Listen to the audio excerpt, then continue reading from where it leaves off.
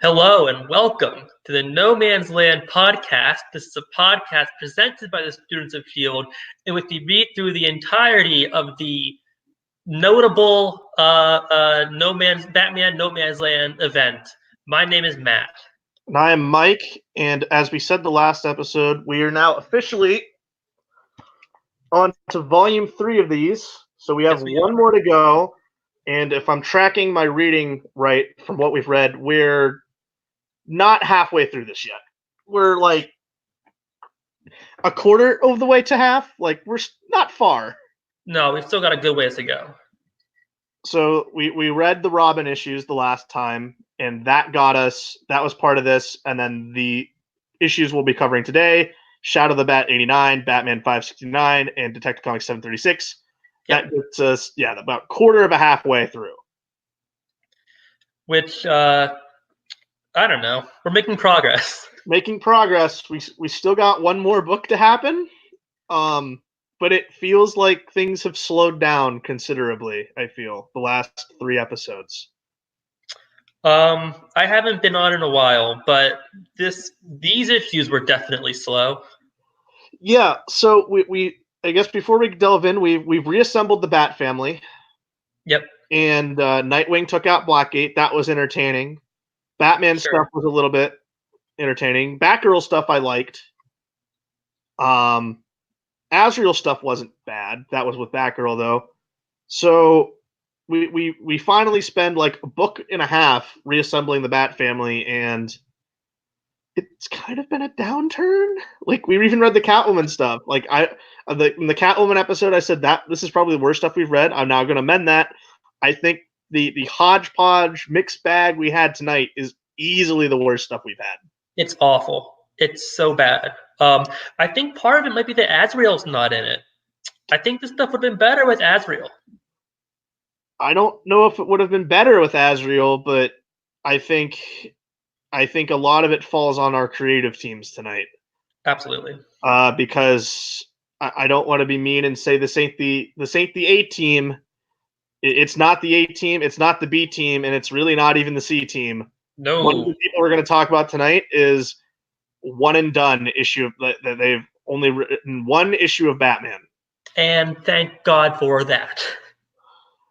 No disrespect to them, but it was not a great issue. And I'm willing to bet that if we asked them, they would agree with us. Yeah, that was. I mean, when we get to Batman 569, that is that person's lone Batman work, and it is their very first comics work. Yeah. And it reads like it. Yep. But also, like, on the other hand, I have not written any Batman, so great for them. You know, they're doing better than me, but it's bad. Yeah, I mean, I also don't think the material here is very strong. We have 2 of these issues are one and dones, and the third one is a lead into Bane, which we saw Bane was contacted by, I believe it was Mercy Graves a few episodes ago. Mercy to kind of come in and wreak havoc in Gotham, and he certainly does that. But I'll start us first in this episode. It's only 2 of us. I'm just gonna go with the 2 people cam. Why is Mercy Graves in No Man's Land? We will see Lex Luthor later. Really? Yes. Near the end, we'll see Lex Luthor. Okay. That's got my attention. Yeah. I like my Superman. Well, it's because Lex tries to do a takeover of Gotham when they're rebuilding it. I love that. So, but we have Batman Shadow of the Bat number 89. We're treated to a meh cover of Batman beating up Killer Croc. I most associate this image in the Batman Encyclopedia because this is one of the images they had listed for Killer Croc. It shows this image for it? Yeah, the cover of this looks much more like Solomon Grundy, and they went, shit, it's Croc, just paint him green. Yeah. Looking at this issue, I thought it was Solomon Grundy. Yep. Nope, it is Killer Croc. It's missing tails on it. The creative team on this issue Ian Eddington is writing, and Jason Miner is penciling on this issue. And a little bit about these people. Jason Miner is mostly associated with books of magic at Vertigo, and he's written some Buffy stuff, TMNT, and he's a graduate of the Joe Kubert School. I didn't go further on him. Okay. Jason Miner, I'm sorry, that was Jason Miner. Ian Eddington is known for working with D'Israeli, who we saw on, I believe, a Legends of the Dark Knight issue, which he may or may have not written. I can't remember. But he's done indie work here and there. But him and D'Israeli have co-created, I think, Scarlet Traces, which is a sequel to War of the Worlds. Interesting. A sequel to War of the Worlds? Yeah, hey. Fine. I guess someone wanted that. Or maybe, I don't know if the way it read when I was looking it up, it read that D'Israeli was the artist on that, but it unclear when it's hard to dig up people information. But we'll get into it. Batman is smacking around some cannibals at the opening of this. Yeah. This might be the first time we've seen cannibals. This is either the first time or it was like alluded to back in like the Road 2 issues where Batman was like fighting some crazy professor man. And it's implied maybe his students. I can't remember. He definitely killed his students. I can't remember if he ate them though. So this may or may not be the first issue of cannibalism we see. But he's kind of just strung them all up and he's going like one by one as they're waking up getting information from him. And he ends up cutting them down. And a little bit of a fun moment going is like, hey, your information might have better be correct because these people are getting hungry. Yeah. So, yeah, I have a little bit of a problem with that because they are cannibals. But as Batman's doing the shakedown of the kind of this warehouse hideout, there's a makeshift bat signal shining in the light. And a priest and this young girl have rigged up some like car lights to batteries and like a bat signal sticker they've made to try to contact Batman and alerts him to this kind of shanty camp that has been made. And I really liked this.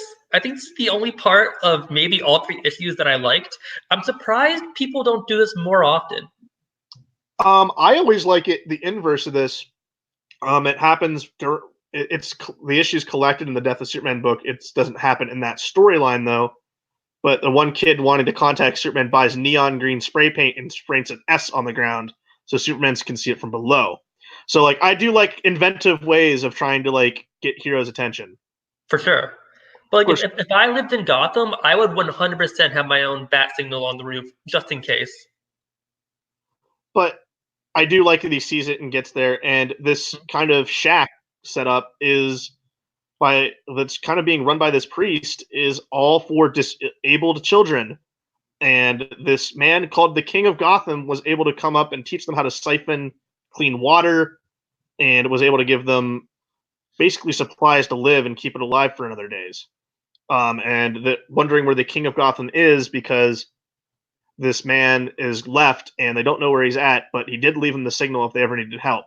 We do cut to this man who's like, once again, masked man, looks like the rat catcher, isn't the rat catcher. And he's like being captured by these thugs. And word of the King of Gotham is apparently gotten around because Killer Croc just comes knocking at the door. And he wants to kill the King of Gotham because, Killer Croc is the real king of the underworld. Sure. It's only our second time we've seen Croc, I believe. We saw him in one of the Legends issues. And he wasn't really doing villain stuff. Like his friend was hurt, and he went to Leslie Tompkins'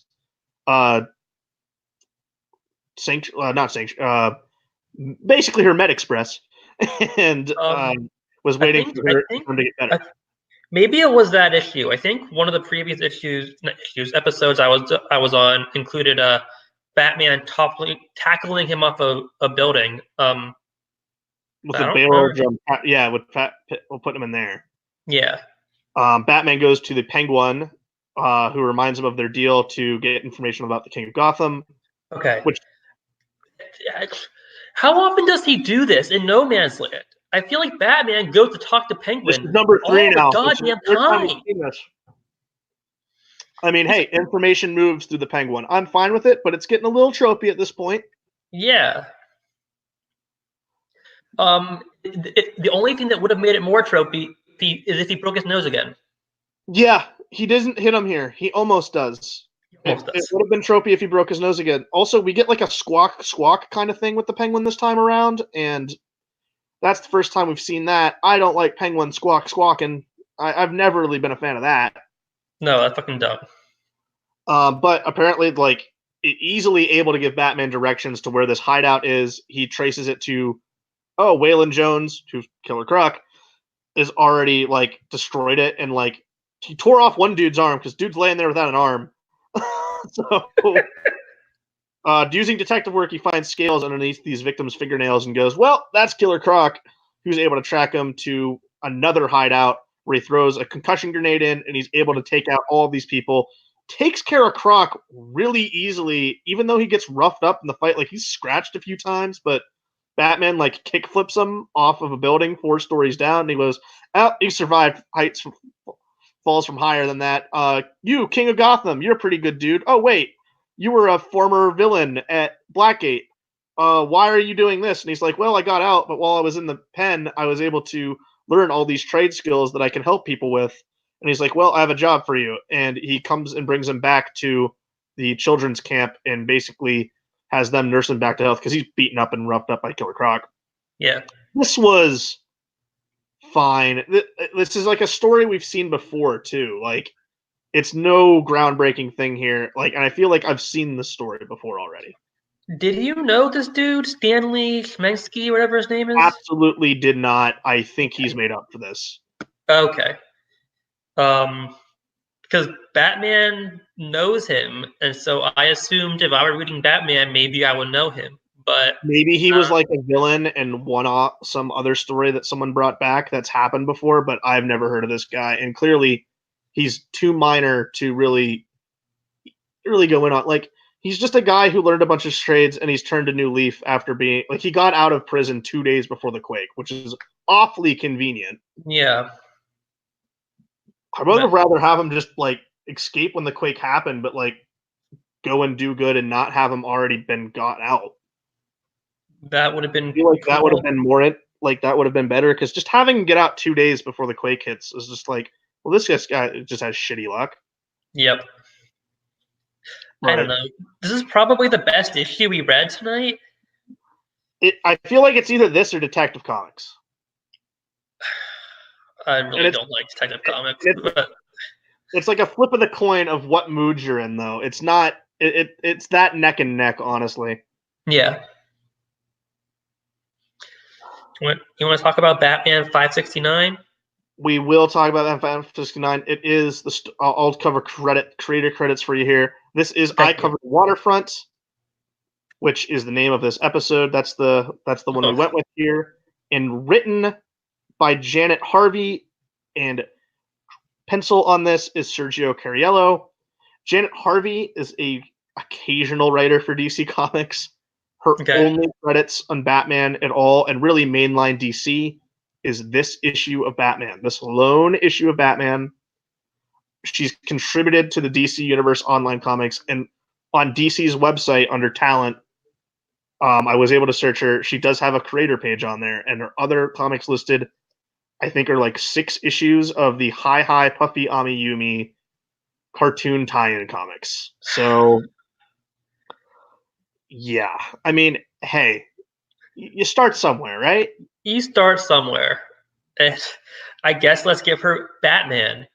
And then Sergio Cariello, another Cubit School attendee, and he's provided work on kind of a lot of DC books. He must have been a guy that came in and had small runs, like a fill-in guy.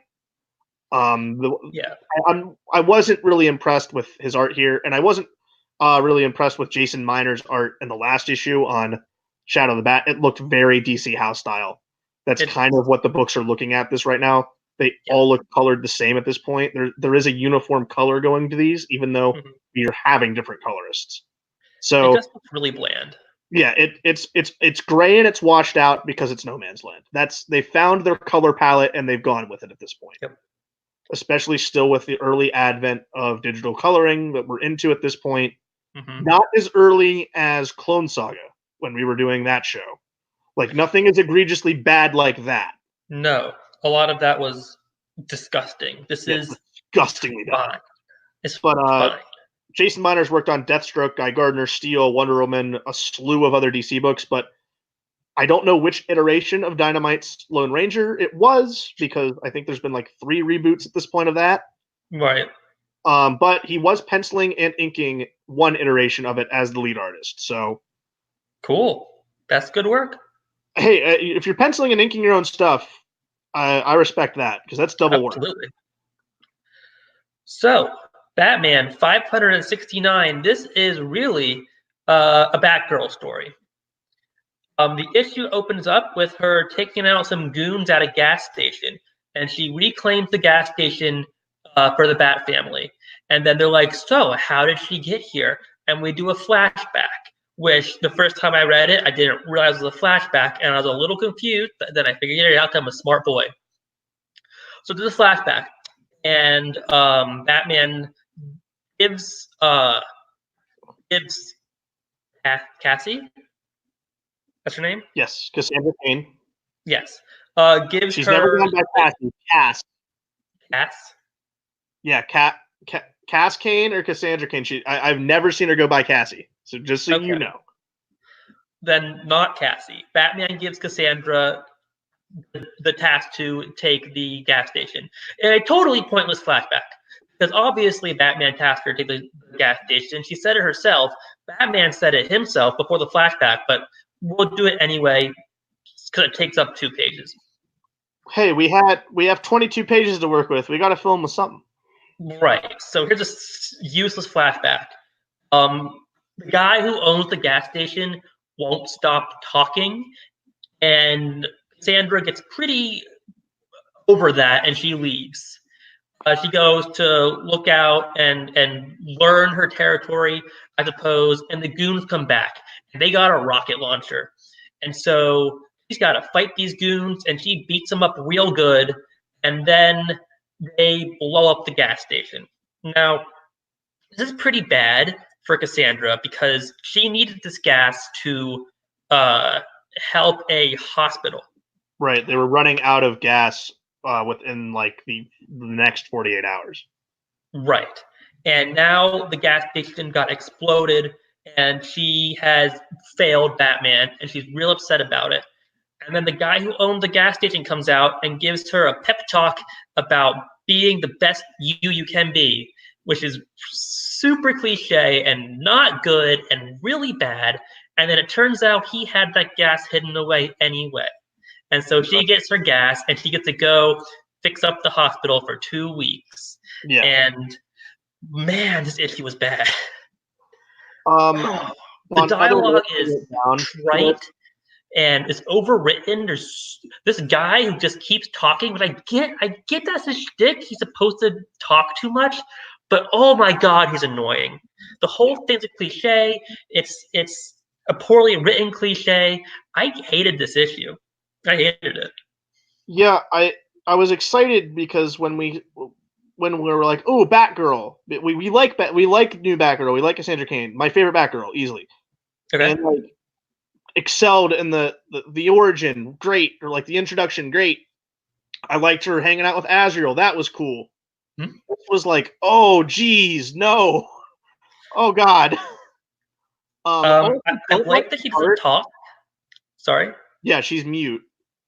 I like that, but her internal monologue, at least in this issue, is unfucking bearable. Yeah, it's not good. It's a very bad look, and I don't think aligned with her character. Also, I feel like this is going to be a complaint throughout. She's like a 17-year-old girl. I don't know why she's drawn like a 24-year-old woman. Oh. I assumed she was at least 20-something. No, she's like a teenager. God, fuck it. I hate the 90s. Well, that's comics in general.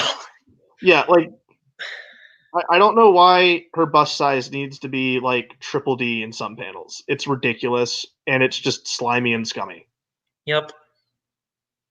Yep. It's gross. This whole issue is kind of just gross. If you like Cassandra Cain, don't read this because it's bad. No. Also, like her height keeps changing. Like the final Yeah. panel of the book, she's she's only like 2 feet smaller than Batman. Like she's almost the same height as Batman. But back at the beginning of the book, when he's out of costume and they're talking, she looks like she's maybe 5'4". Yeah, which is what she should be. So right. it seems like outside of her appearances in like that first story, everyone does not know how to draw her.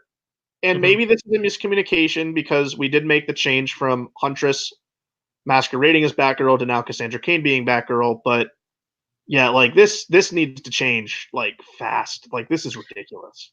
And it's a damn shame because I feel like drawn by a competent artist, her Batsuit would look awesome. Oh no, I love this design. I love the design.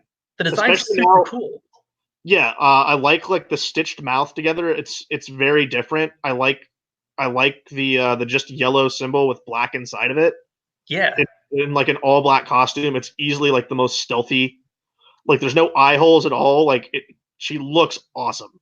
It's really slick. She kind of looks like a ninja or an assassin, which, as I understand, is basically her backstory.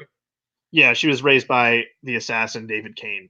Yeah, that's awesome. I think it fits for her character. I think it looks awesome. I think this issue did a really bad job of portraying it. Other things I had in my notes: the area of Gotham Sheehan is Amusement Mile, which is a little bit notoriety for having places such as Joker's Fun Houses are located over there. It's more fun reading these stories. Like if you're a fan of the Arkham games, like the Tri-Corner area, Amusement Mile, they really did pay attention to all of like these like small like these locations because they're all in those games. You know, this is going to be a small tangent, but we're only 20 minutes in and we only have one issue left anyway. I started Arkham City last night for the first time. Okay. I didn't get very far, but I'm having fun with it. I think it's easily the best one, story wise and probably gameplay wise, because you're contained to just Arkham City. Yeah. I'm a little nervous about how the open world's going to work because I tend to get bored in open world games, but it'll work well because there's always something going on for you to do. Good. Good. That'll work for you. Also, the map will change because things blow up. Oh, I like that. So that's cool. Yeah, it does feel like it's constantly changing as the stakes keep getting higher in it. But I mean, as you're reading these books, since this actually works well for that side tangent because like, all right, Amusement Mile, if you're at the beginning of the game, when you go to confront Joker later, you're going to head to Amusement Mile. Okay. Because that's where I think he's shacked up in one of Black Mask's old steelworks, which is out by that point on the map. I think that's what I'm doing now. Yep. So you'll be heading to this area. Okay. That's awesome. Or at least that interpretation of that area. Like I've been reading here. I have it lying here. So I've been reading old Robin back issues. Well, not collected Robin. Stuff there takes place in Gotham's Chinatown. That's an Arkham Knight. The giant gate is in the game. So like people paid attention when they made those. Like that is kind of cool to see. So like payoff from reading this to that, a little interesting. That's really cool. I didn't realize Gotham had like key locations and specific geography that was consistent through interpretations. Is it like that for most DC cities? Like, can you name areas of Coast City or something? Crater, but you know what I mean. It's time being destroyed. Yeah. So, I don't like the next biggest city that should be fleshed out as this is Metropolis, but I think out of iconic locations for Metropolis, I can only really think of Daily Planet and LexCorp Tower. Yeah. If anyone's a really diehard Superman fan, hopefully they can correct me. I would hope so, but I only know those two. While like it sounds like Gotham there's entire areas of Gotham that are named and that are consistent, and that's really cool. Yeah, so like there's the Tricorner area, Chinatown, Gotham Harbor. Like the bridges are named after creators. Gotham Tower is a big place. Like Cool. so like it is kind of cool. Like yeah, I think is because I've read far more Batman. I have seen like those iconic locations brought up in here, and they have carried over.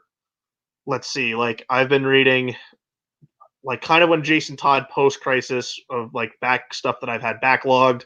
Yeah. Up through there through Alan Grant, and then we'll get into we're here now through Nightfall, which we're obviously we didn't cover Nightfall, but through that I've read, and then we'll get into the rebuilding New Gotham era. So like yeah, like those locations stay consistent, which is pretty interesting to see them all fleshed out here. I like that because it does feel like the city has areas to it. I don't see that a lot with DC books. And sometimes people are in like real cities. Like Green Arrow through the 80s, he was in Seattle. Like he wasn't in Star City. So yeah. And you're right. I mean, as far as I can tell, you don't see that a lot in DC. While Marvel, everyone's in New York. So you have the New York like actual landmarks. You know, you don't get that as much in DC unless I guess you're in Seattle. Right. And I will close us out with Detective Comics number 736. This is called Homecoming. And this is by Larry Hama, who we've seen before, and Mike Deodato, who we've seen before. And I will say, I like Mike Deodato drawing Bane. We liked him the last issue on this podcast. So we're not going to go into his credits because we know who Mike Deodato. We've covered him already. The Blue Boys are on their routine kind of Gotham Bridge watch as Bane is getting ready to go into the city because we saw Mercy Graves contact Bane, and with that, a giant like kind of one of those trucks that carries cars on it. He grabbed one of those and he jacked the ramp up, and it's kind of just put down the accelerator as it's rushing towards them. So the Blue Boys are all like shooting at it, and they don't see anything in the car. And then another van drives up behind it and gets up on it, and it's Bane. That's how he got into the city, because obviously the bridges have been blown, and he had to sneak in if he wanted to do this. We flash back to his origin very briefly and his time in Blackgate after Nightfall. So this is supposed to be Bane's first like back time into Gotham after Nightfall. At least that's what it's saying. I will say, like early, like as far as a Bane's back thing, because Bane's still pretty fresh here, not really memorable. I feel like I like the way he got into the city, but this whole issue as a whole, not very memorable at all. I agree. And I'm guessing he killed the Blue Boys because he put a bomb on the first truck that he had and the van, so he blew those up. And like, so he's in the city. Batman gets word of it, and he's like, "Well, if Bane's here, that's just going to cause a whole bunch of chaos." And he meets Bane in the sewers, and Batman kind of gets the piss beaten out of him. And then he gets word that Bane has already planted another bomb under a shelter. So Batman just off panel runs away and like was able to defuse it, and then goes back to Bane. More fighting ensues, and then we're at a standstill of like these some other thugs come up and like thinking, "Hey, who are you?" And Bane says, "I'm the new king here, and I'm home." And kind of a half-page splash of Mike Deodato on here, drawing Bane. I think he draws a good Bane. He draws a good Bane. Yeah. His Batman, I've said before, there are panels where Batman looks great, and there's panels where what are you doing with those ears because they are way too tall. Yes, I don't like the tall ears. I tend to prefer really short ears. On most characters, I like Wolverine with really short, thin things also. Yeah. But like me personally, I like Dark Knight Returns Batman. I like real short ears. I like a medium. I've said before, a medium height ear is my preferable. Okay. Kelly Jones' ears way too tall, and yet too short. I'm like, I can't see them. So yeah, I get that, but I personally really like that look. Yeah, no, it depends on the artist. Short ears, Yeah, it depends on the rest of the outfit, kind of. for But sure. I prefer medium length is my preferred style. Just for example, going back to the Arkham games, those are hinging on too long. They're almost too long. It's definitely it's a bit much. Yeah. Yeah. Um, Just for example of where my OCD height on Batman's ears go. I do have a yeah. question though. If Bane's not supposed to be on Venom at this time, I don't know why he is so massive. So I hope they address that. I mean, he says he's not on Venom. He says he conquered Venom. He looks like he's on Venom. Yeah. He's definitely looks like he's on Venom because we don't see any tubes running out of his head. So either that's a mistake on Mike Diodato, or he's not on Venom. So why is he so massive? I couldn't tell you. I will say Um, it is fresh to see Bane look like this. I feel like since like I mean obviously he's looked the right way in like Tom King's run, but like I feel like every like since the media has brought Bane in, like they just keep messing with the costume. Where I'm like, no, it's a luchador mask and like a sleeveless top. Like that's it. he has a pretty cool design. I really like it. Yeah, I like the mask. I don't know why we keep trying to change it. Like I hate the Dark Knight Rises look. The It's look okay. how he I didn't watch a lick of that Gotham show, but they brought him in for that and like that looked terrible. Um there's his leather BDSM gimp look in the new Batman Adventures. Mm-hmm. Where he's got the spike collar and like the leather mask, which actually it kind of works. I could see him wearing that, but don't prefer it. Um, No.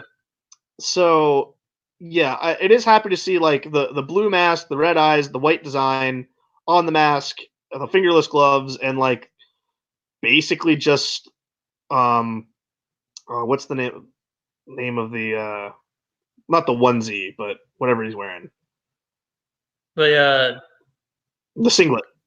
whatever it is. Yeah, Yeah. it's a singlet. Yeah, that's fine. I like that, but yeah, that's my thoughts on this issue. Are like it's just a big SmackDown fight that's going to obviously set up another player in No Man's Land. Yep. So, and with Larry Hama's writing, I don't think he's the best Batman writer. I've been critical of that, or at least maybe not critical enough. I don't like him on Batman. I I don't like it either. um every Batman thing I've read with Larry Hama, I just haven't liked. His Wolverine stuff I like. His Okay. Batman stuff I don't like. I have not read his Wolverine. I mean he had a very long run of Wolverine. Yes, Um, he has. and also a very long run on G.I. Joe. That stuff's good. It somewhere the disconnect is there. Like I can think Larry Hama, yeah, he'd be a good choice for Batman, but everything I've read on Batman, I don't like him on. Yeah.